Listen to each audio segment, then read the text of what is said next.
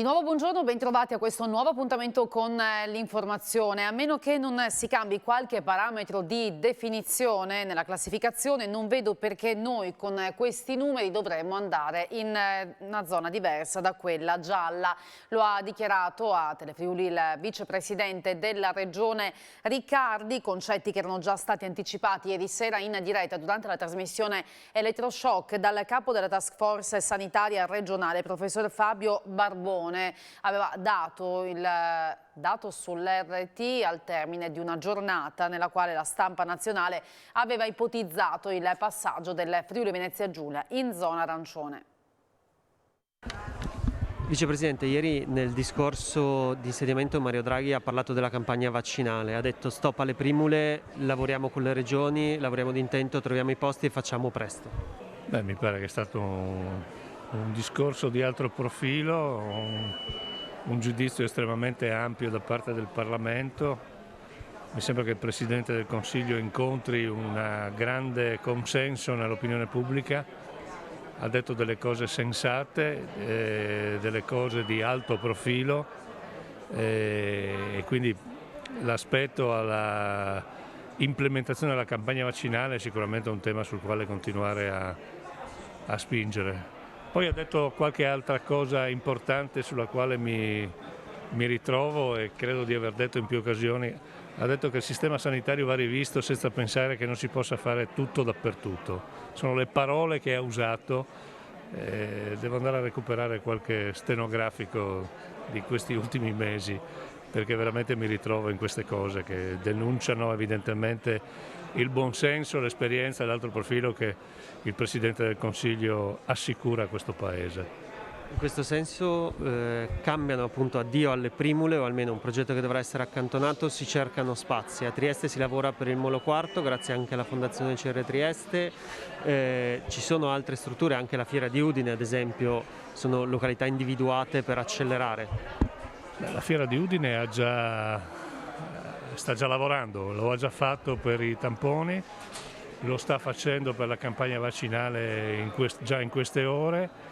Adesso dovremo trovare dei luoghi nei punti di riferimento significativi del territorio della regione. Io già credo nel pomeriggio firmerò qualche lettera chiedendo a qualche sindaco dove intendiamo fare questo lavoro la disponibilità di strutture pubbliche ampie che ci consentano di portare avanti questo lavoro complicato. Ha detto ieri sera in diretta il professor Barbone, Friuli Venezia Giulia a numeri bassi, si sta riducendo il contagio, quindi al momento circolava una voce di una potenziale zona arancione, però non ci sono riscontri, almeno sulla base dei vostri dati.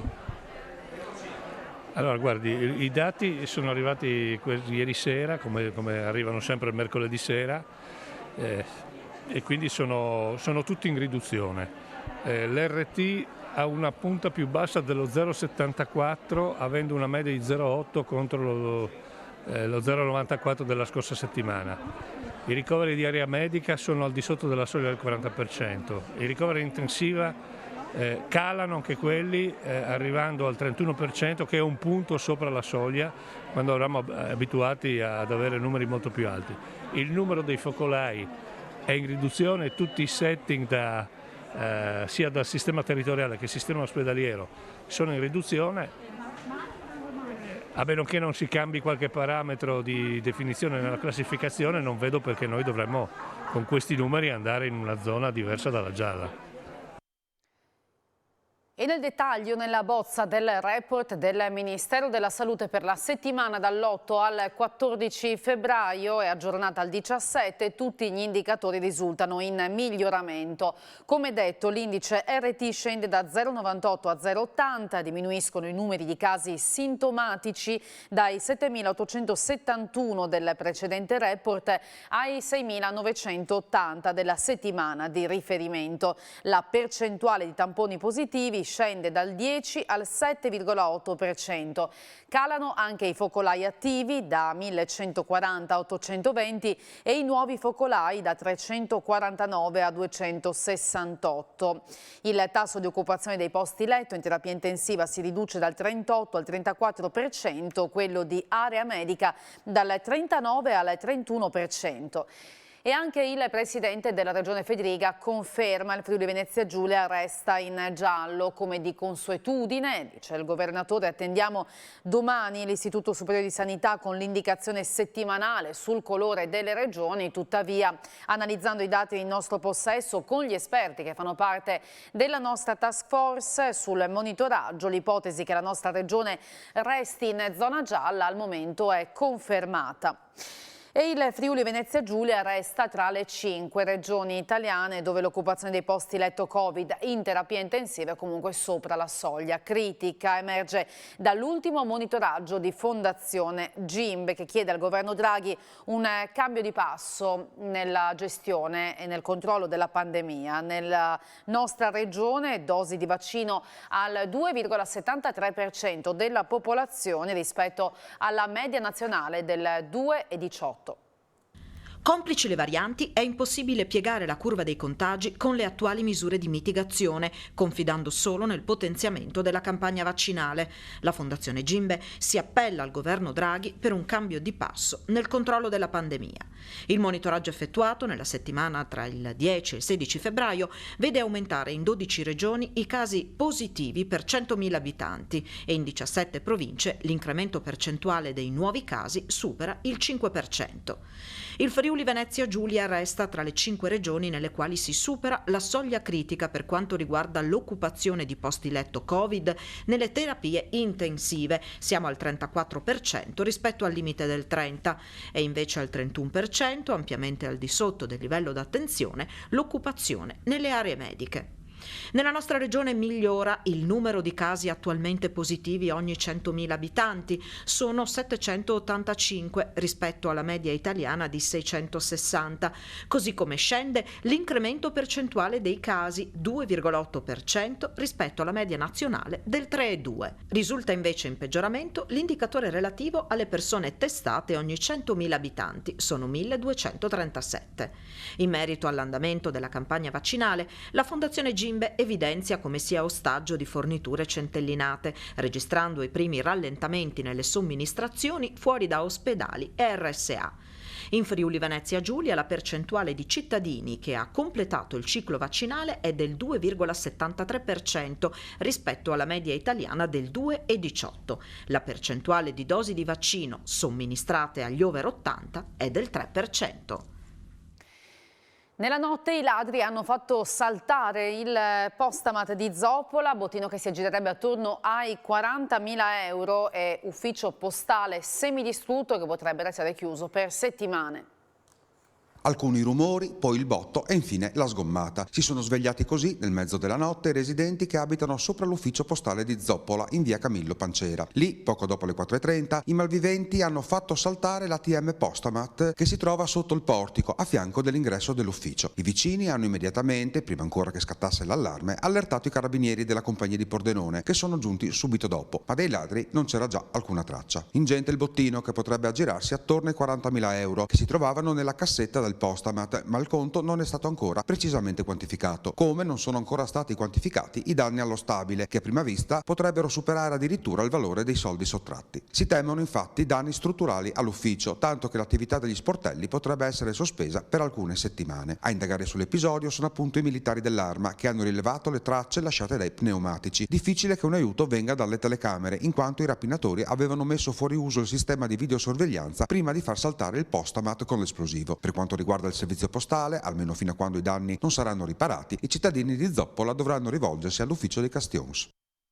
La comunità di San Vito di Fagagna è in apprensione per le condizioni di salute del parroco di Fagagna, Giorgio Fabbro, 74 anni, colto da un infarto nella prima serata di ieri nella Canonica. È stato trasportato d'urgenza in ospedale a Udine, dove è stato sottoposto a un delicato intervento chirurgico nella notte.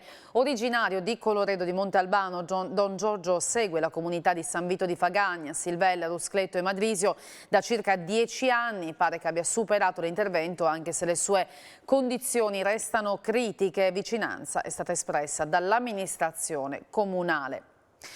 Infortunio sul lavoro per un camionista nel pomeriggio di ieri a San Giovanni al Natisone in via Casali. L'uomo è caduto da circa 1 metro di altezza dal suo mezzo pesante, ha riportato traumi e contusioni ed è stato trasportato in ospedale a Palmanova. È grave ma non in pericolo di vita.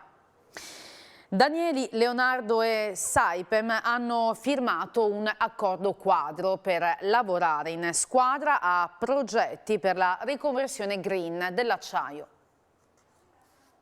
3 eccellenze italiane uniscono le forze per la riconversione green dell'acciaio. Danieli, Leonardo e Saipem hanno firmato un accordo quadro per proporsi assieme in progetti di riconversione sostenibile di impianti primari energy intensive nel settore siderurgico, sia in Italia, in particolare nel Mezzogiorno, sia all'estero, facendo da traino e da integratori di una filiera tecnologica e produttiva italiana che costituisce un'eccellenza a livello mondiale.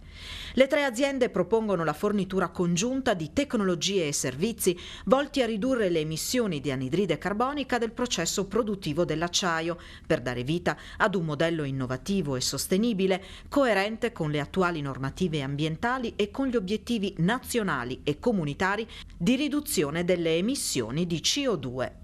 La nuova soluzione tecnologica prevede la sostituzione del processo produttivo convenzionale dell'acciaio, basato sugli altoforni, con un nuovo processo che utilizzerà forni ad alimentazione elettrica ibrida integrati a impianti di riduzione diretta del minerale di ferro attraverso una miscela di metano e idrogeno.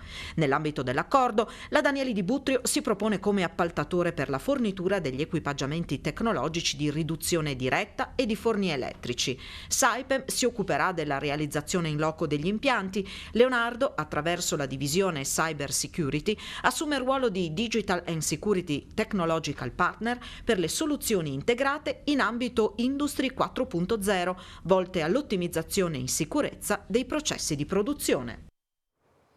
È stato soccorso questa mattina, dopo aver trascorso ferito 7 notti in quota all'addiaccio, un 33enne di Trieste. L'allarme è arrivato ieri sera dalla fidanzata che segnalava il suo mancato rientro, che era atteso per lunedì. Questa mattina 2 tecnici del soccorso alpino si sono imbarcati per compiere una perlustrazione aerea, poi l'hanno individuato appunto nelle Prealpi Giulie, in comune di Venzone, ferito ma cosciente, con il suo cagnolino accanto. Si era coperto con foglie e con una mappa dopo essere scivolato per diversi metri in un canale ed essersi trascinato con una caviglia rotta e altri traumi vicino all'acqua del torrente. È sopravvissuto, ha raccontato, anche grazie alla compagnia del suo cane. È tutto, tra poco vi ricordo l'appuntamento con A Voi la Linea. Grazie per averci seguito e arrivederci.